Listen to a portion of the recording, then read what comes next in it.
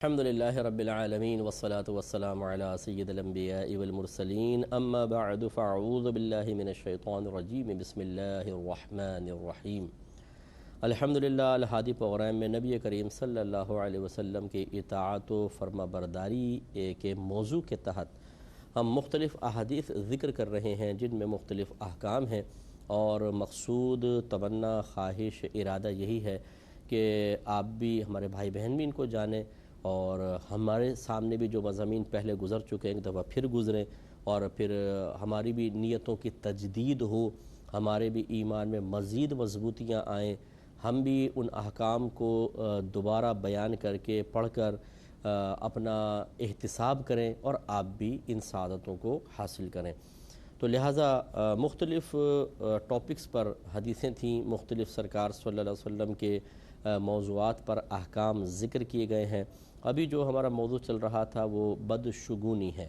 یعنی کسی چیز سے منفی نتیجہ مرتب کرنا جبکہ قرآن و حدیث کی کوئی دلیل آپ کے پاس موجود نہ ہو، یہ ایسی بدشگونی یہ منع ہوتی ہے۔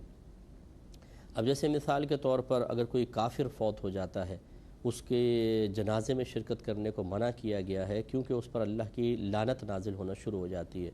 جب تک وہ زندہ ہوتا ہے تو یہ چانس ہے کہ وہ ایمان لے آئے، لیکن جب وہ مر گیا اور کفر پر مر گیا تو اب تو کوئی ایمان کا چانس نہیں ہے، اب تو ختم ہو گیا معاملہ، اب تو وہ ہمیشہ ہمیشہ جہنم میں ہی جائے گا۔ تو لہٰذا وہ بالکل سمجھ لیں ہاں اب یہ ایک ایسا شخص ہو گیا ہے کہ جہاں سے گزرے گا وہاں پہ لعنتیں نازل ہوں گی، جہاں دفنایا جائے گا وہاں پر لعنتیں نازل ہوں گی۔ اس لیے حکم شرع یہ ہے کہ اس سے دور رہا جائے، جنازے میں شرکت نہ کی جائے، یہ منع کیا گیا ہے۔ تو یہ کوئی نحوست لینا نہیں ہے، بلکہ یہ قرآن اور حدیث کے حکم پر عمل پیرا ہونا ہے کہ جی یہ کافر ہے اور اس پہ لعنت نازل ہوتی ہے، اس سے دور رہیں۔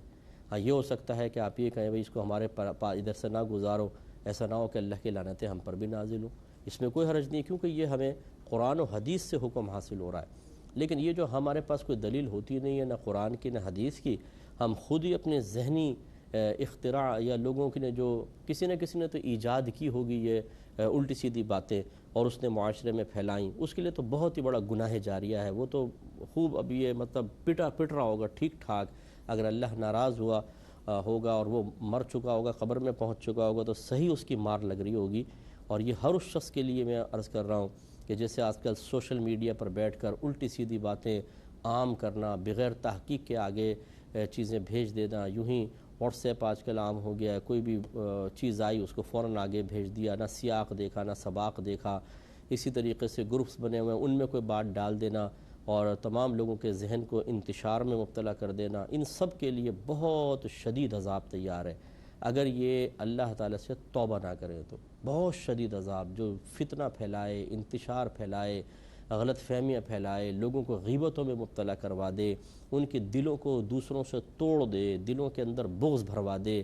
حسد میں مبتلا کر دے، بڑوں کو کی بے ادبی پر مجبور کر دے، وہ فلاح پا سکتا ہے؟ کبھی بھی نہیں پا سکے گا۔ وہ چاہے دنیا میں کتنے بزرگ بن کر نظر آتا ہو کہ وہ بزرگ ہے، ایسا یہ جھوٹی بزرگی ہے کہ جو فتنہ انتشار کا سبب بن رہا ہو وہ بزرگ تو نہیں ہوتا۔ تو خلاصہ کلام یہ ہے کہ نبی کریم صلی اللہ علیہ وسلم کی تعلیمات نیک شگونی کے لیے تو موجود ہیں کہ اس کو آپ لے سکتے ہیں، اس کی اجازت کے ساتھ موجود ہیں، لیکن بدشگونی کا کوئی ہمارے مذہب اسلام میں تصور نہیں ہے۔ تو جس نے اس کی ایجاد کی تھی جو کر کے چلا گیا وہ تو بیچارہ پھنس گیا۔ یہ قانون شرع سمجھ لیں، جس نے کسی خراب کام کی بنیاد رکھی، قیامت تک جتنے لوگ اس پر عمل پیرا ہوتے رہیں گے سب کا وبال اس شخص کے نام اعمال میں لکھا جائے گا، اس لیے اس میں ذرا احتیاط کرنی چاہیے۔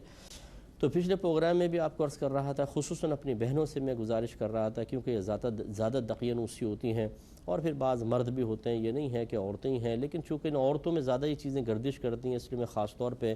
بہنوں کا تذکرہ کر رہا ہوں۔ ویسے تو جہالت کے اندر مرد بھی پیچھے نہیں ہیں، اسی طرح کے بہت سارے لوگ ہوتے ہیں کہ جو مطلب کسی کو بھی بیچارے کو منحوس قرار دے کے بلکہ مشہور بھی کر دیتے ہیں، وہ فلاں منحوس ہے، ایک بولے گا، دو بولے گا، تین بولے گا تو پھر وہ لوگوں کو یقین سا آنا شروع ہو جاتا ہے اور بیچارے کی شخصیت کو مسخ کر کے رکھ دیتے ہیں۔ تو ایسا نہیں ہونا چاہیے۔ ہم نے پچھلے پروگرام کے لاسٹ میں آپ کو سمجھایا کہ ان افواہوں کو بالکل نظر انداز کریں۔ ہاں یہ ضرور ہے، میں چلیں آپ کو یہ عرض کر دیتا ہوں کہ کوئی بات آپ کے سامنے آئی کہ بھئی دیکھیں یوں ہوگا تو ایسا ہو جائے گا، تو ایک دفعہ اس کی تصدیق اگر آپ کرنا چاہیں تو کر لیں، اس میں کوئی حرج نہیں ہے. کسی اچھے مستند عالم دین، بلکہ کوئی مفتی صاحب ہوں جو باقاعدہ فتویٰ نویسی کر رہے ہوں، اس کے پاس آپ جائیں، ان کو وہ دکھائیں. یہ میں نے اس لیے کہا کہ جو مسلسل فتویٰ دے رہا ہوتا ہے وہ مسلسل مطالعے میں ہوتا ہے، قرآن کے مضامین، احادیث مبارکہ ان کے سامنے آ رہی ہوتی ہیں، تو ان کو چاہیے ان کو دکھائیں، وہ بتائیں گے کہ اس کی کوئی اصل ہے یا نہیں ہے. اگر کوئی اصل نہیں ہے بالکل یقین نہ کریں. اب آپ نے یقین نہ کیا، اس کے خلاف عمل کیا اور نتیجہ ویسے ہی آ گیا جیسی افواہ تھی. یہی میں نے آپ کو پچھلے پروگرام میں سمجھایا کہ یہ بھی ہو سکتا ہے کہ اللہ تعالیٰ آپ نے تو مضبوطی ایمان کا ارادہ بھی کیا، اس کے اظہار کا ارادہ بھی کیا اور کیا پریکٹیکلی طور پر، لیکن اللہ تعالیٰ کی طرف سے ایک اور آزمائش بعض اوقات آتی ہے کہ ہو ویسا جاتا ہے جیسا افواہوں میں ہے. تو کیا اس صورت میں مسلمان کے ایمان کا ڈاما ڈول ہو جانا جائز ہے؟ ہرگز نہیں. جو کامل مومن ہو وہ کبھی بھی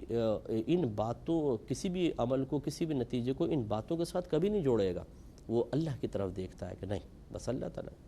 جیسے میں نے آپ کو روایت سنا، ایک صحابی تھے، وہ عرابی دیہاتی صحابی جو ان کے عرابی کہتے ہیں،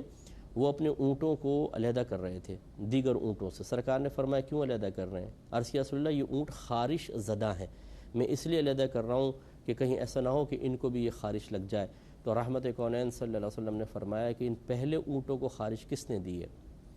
تو یہ دیکھیں بڑی پیاری بات ہے. خیر یہ بیماری سے متعلق ہے لیکن ہے تو وہی گمان کے معاملہ کہ کیا یہ آپ نے نبی کریم صلی اللہ علیہ وسلم نے کوئی تعلیم دی تھی کہ بیماری اڑ کے ضرور لگ جائے گی؟ اس پہ بھی ہم نے کلام کیا تھا. نہیں. تو پھر یہ انہوں نے خود ایک نتیجہ مرتب کیا، یا جو لوگوں میں بات مشہور تھی انہوں نے وہ احتیاطی تدبیر اختیار کرنے کی کوشش کی، اگرچہ یہ منع نہیں تھا. نبی کریم نے بھی ان کو یہ نہیں کہا کہ آپ غلط کر رہے ہیں. اگر کہیں بیماری پھیل جائے تو جان بوجھ کے جا کے لمبے لمبے سانس لینا یا وہاں پر جا کے ان لوگوں کے درمیان بیٹھ جانا، یہ بھی کوئی ضروری نہیں ہے. احتیاط کرنا اچھی بات ہے، یہ کر سکتے ہیں، کیونکہ یہ تو ایک سائنس سے بھی ثابت ہے کہ بھئی جراثیم اڑ کے لگتے ہیں، یہ ایک الگ معاملہ ہے. احتیاط اچھی ہے، لیکن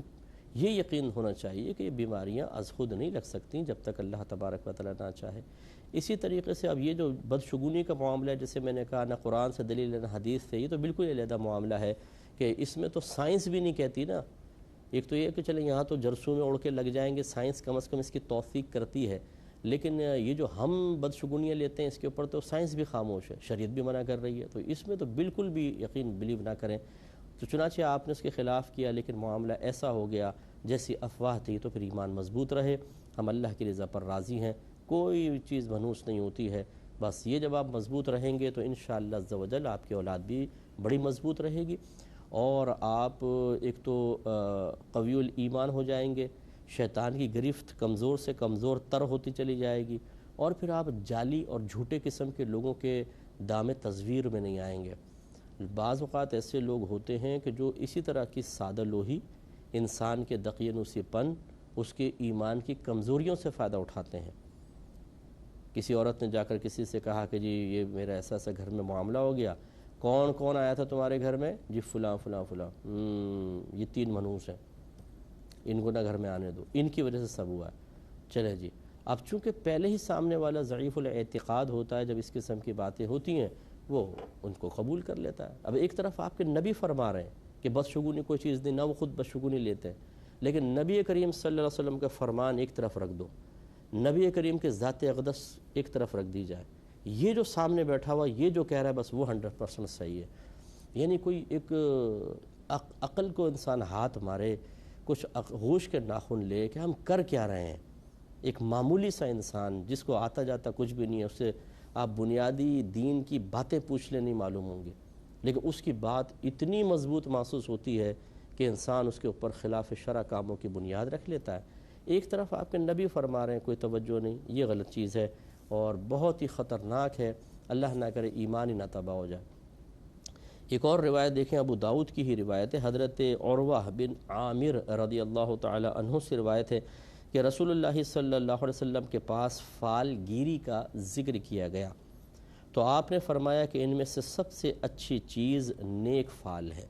نیک فال نکال سکتے ہیں، اور فرمایا کہ بد فالی یعنی بد شگونی کسی مسلمان کو کام سے نہ روکے. بس جب تم میں سے کوئی شخص کوئی ناگوار چیز دیکھے کہ جس سے مطلب بدگمانی پیدا ہوتی ہو یا وسوسہ آتا ہو کہ شاید یہ منحوس ہے، تو سرکار نے ارشاد فرمایا اسے چاہیے کہ وہ یہ دعا پڑھ لے، یوں کہہ دے، اللہم اے میرے اللہ، لا یأتی بالحسنات الا انت، کہ اچھی چیز نہیں آتی، اچھی چیز کوئی ہمارے پاس نہیں لاتا سوائے تیرے، یعنی تو ہی اچھائیوں کو ہم تک پہنچاتا ہے، اور ولا یدفع السیئات الا انت، اور برائیوں کو دور نہیں کرتا ہے سوائے تیرے، یعنی تیرے علاوہ کوئی ہم سے برائیوں کو خرابیوں کو دور نہیں کر سکتا ہے، ولا حول ولا قوت الا بک، نیکی کرنے کی طاقت اور گناہ سے بچنے کی قوت تیرے علاوہ کسی کی توفیق سے نہیں ہے۔ بس یہ دیکھیں کتنی پیاری یہ باتیں ہیں کہ اللہ تعالیٰ اگر ہم کوئی نیکیاں اچھائی ہمارے پاس آتی ہے تو تیرے ہی بنا پر آتی ہے، اگر ہم سے برائیاں دور ہوتی ہیں تو تو ہی ان کو دور کرنے والا ہے، اور نیکی کرنے کی طاقت، گناہ سے بچنے کی قوت تیری توفیق کے بغیر کہیں سے حاصل نہیں ہوتی۔ یہ مکمل اللہ تبارک و تعالیٰ پر اعتماد کا اظہار ہے کہ یہ چیزیں سب یہ ایسی ہیں، ان سے کوئی اثر قائم نہیں ہوتا، اگر کوئی اچھائی پہنچے گی تو اللہ تعالیٰ کی طرف سے، اگر برائی آتی ہے تو وہ بھی اللہ کی طرف سے ایک آزمائش ہوتی ہے۔ جب ہم اس طریقے سے اپنے ایمان کو مضبوط کر کے رکھیں گے تو انشاءاللہ بڑی برکات حاصل ہوں گی۔ تو یہ بس شگونی سے متعلق چند باتیں تھیں۔ اب جو اگلی ہیں وہ تصویر کے بارے میں ہے، میں اس پہ پہلے بھی کلام کر چکا ہوں،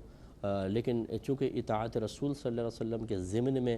یہ باتیں آ رہی ہیں، اور کافی پہلے میں نے اس پہ کلام کیا تھا تو بہت سے مضامین ذہن سے محو بھی ہو جاتے ہیں، ایک دفعہ پھر اس پر ہم کلام کر لیتے ہیں، نافع چیزیں ہیں اس لیے اس پہ غور کر لیتے ہیں۔ بخاری و مسلم کی روایت ہے، حضرت ابن عمر رضی اللہ تعالی عنہما اس کے راوی ہیں، یہ کہتے ہیں کہ رسول اللہ صلی اللہ علیہ وسلم نے ارشاد فرمایا کہ بے شک وہ لوگ جو یہ تصویریں بناتے ہیں قیامت کے دن ان کو عذاب دیا جائے گا، اور ان سے کہا جائے گا کہ تم نے جو تصویریں بنائی تھیں ان کو زندہ کرو، ان میں روح ڈالو۔ یہ ان کی عاجزی ظاہر کرنے کے لیے ہوگا کہ روح ڈالو، ڈال تو سکتے نہیں ہیں تو اس کا مطلب جو ڈال نہیں سکتے تو تمہیں عذاب ہوگا۔ تو تصویر جو ہے وہ ایک عکس ساکت کو کہتے ہیں، یعنی جیسے پرنٹ آؤٹ نکال کے آپ رکھ لیں، متحرک نہ ہو، عکس ساکت ہوتا ہے، یہ ہے تصویر۔ جیسے پہلے دور میں کیمروں میں جو ریل ڈلتی تھی اس پہ نیگیٹو ثبت ہو جاتا تھا، یہ بھی ایک تصویر ہے۔ اسی طریقے سے پرنٹ آؤٹ آپ نکال لیں آج کل کے دور میں، یہ تصویر ہے۔ بلا ضرورت تصویر بنوانا دونوں ہی گناہ کام ہے، لیکن جہاں ضرورت ہو، حاجت ہو، جہاں مجبوری ہو، اس کے بغیر گزارا نہ ہو، وہ چیزیں مستثنیٰ ہوتی ہیں۔ جیسے مثال کے طور پہ پاسپورٹ ہے اور شناختی کارڈ ہے، لیکن اب تو اس میں بھی ڈیجیٹل کیمرہ یوز ہوتا ہے، اس میں وہی پرنٹ والی تو تصویریں ہوتی ہی نہیں ہیں، یہ بس وہ کیمرے سے کھینچتے ہیں، کمپیوٹر میں گئی اور اس کو ویسی کی ویسی اس پہ ثبت کر دیتے ہیں۔ لیکن ہاں یہ ضرور ہے کہ وہ پھر پرنٹ نکلتا ہے، لیکن جب کوئی آدمی تصویر کھنچوا رہا ہوتا ہے اس ڈیجیٹل کیمرے پر، اس وقت وہ تو خود پرنٹ نہیں نکال رہا، یہ تو پھر گورنمنٹ کی ریکوائرمنٹ ہے اور ادارہ کر رہا ہوتا ہے، یہ خود کرنے والا نہیں کر رہا ہوتا۔ پہلے دور میں تو باقاعدہ تصویر کھنچوا کر دینی ہوتی تھی، اب بھی لیکن ہے، جیسے حج کی درخواستیں آپ دیتے ہیں تو پاسپورٹ سائز پکچرز آپ کو دینی پڑتی ہیں، کھنچوانا ہی پڑتا ہے۔ تو خلاصہ کلام یہ ہے کہ اس طرح کی کوئی شرعی مجبوریاں ہوں تو وہ مستثنیٰ ہیں، یا جیسے اب ڈیجیٹل کیمراز آ گئے ہیں، موبائل سے آپ پکچر لیتے ہیں، اس پہ پکچر بنتی ہی نہیں ہے، آپ کو معلوم ہے، یہ تو مطلب ریز ہوتی ہیں، مشینری اس کو متشکل کر کے دکھاتی ہے اسکرین کے اوپر، ورنہ پورا پھاڑ کر دیکھ لیں اپنا موبائل یا کیمرہ کھول کر دیکھ لیں، یا جو میموری کارڈ ہوتا ہے اس کو آپ توڑ کر دیکھ لیں، آپ کو کہیں پر بھی کوئی تصویر نظر نہیں آئے گی۔ تو عکس تو سب تو ہو ہی نہیں رہا جس کو تصویر کہا جاتا ہے۔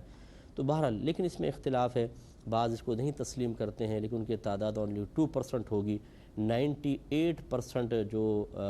علماء ہیں، فقہاء ہیں، مفتیان کرام ہیں، اور وہ متقی ہیں، پرہیزگار ہیں، کوئی ایسا نہیں ہے کہ فاسق و فاجر ہیں، وہ اس پر متفق ہیں کہ موبائل کی تصویریں، اس طرح ڈیجیٹل کیمرہ وغیرہ یا کمپیوٹر کے ذریعے اگر آپ نے کوئی پکچر لی ہیں تو اس میں کوئی حرج نہیں ہے، یعنی وہ حقیقتاً تصویر نہیں ہوتی، پرنٹ آؤٹ نہ نکالیں، بس محفوظ رکھیں، تصویر نہیں ہے۔ تو یہ ان تصویروں کے بارے میں جو باقاعدہ پرنٹ آؤٹ وغیرہ نکال لیا جائے۔ مزید کلام کریں گے نیکسٹ پروگرام میں۔ وآخر دعوانا ان الحمد للہ رب العالمین۔